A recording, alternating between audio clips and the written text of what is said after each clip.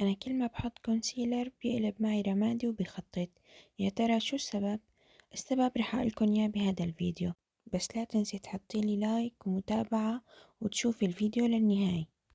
أول خطأ بيوقعوا فيه أغلب الصبايا المبتدئات وهو إنه ببلشوا بيحطوا الكونسيلر على مستوى الجفن السفلي، يعني تحت العين مباشرة، وهذا الشي خطأ. الصح إنه تحطي الكونسيلر تحت العين بمسافة شوي أكتر من مستوى الجفن، لتحت شوي يعني، بهالطريقة.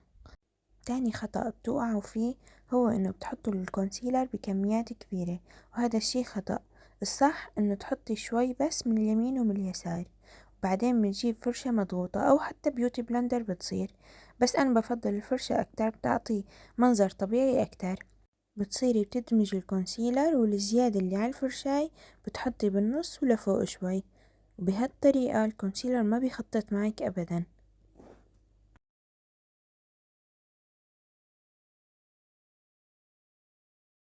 أما الخطأ الثالث فهو لما بتيجي انتي بتثبتي الكونسيلر بتشيلي كميات كبيرة من اللوس باودر وفورا بتحطيه على الجفن.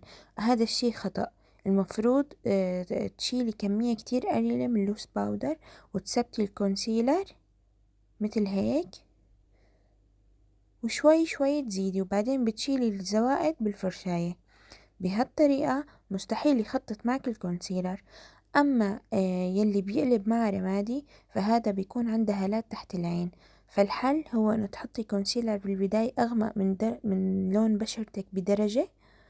بتستني بتدمجيه وبتستني عليه لحتى ينشف، وبعدين بترجع بتحطي كونسيلر أكشف من درجة بشرتك بدرجة واحدة، وبتدمجيه وبتثبتيه. وبس هيك والله. إذا حبيتيني تابعيني، أنا مرام خبيرة ميك اب.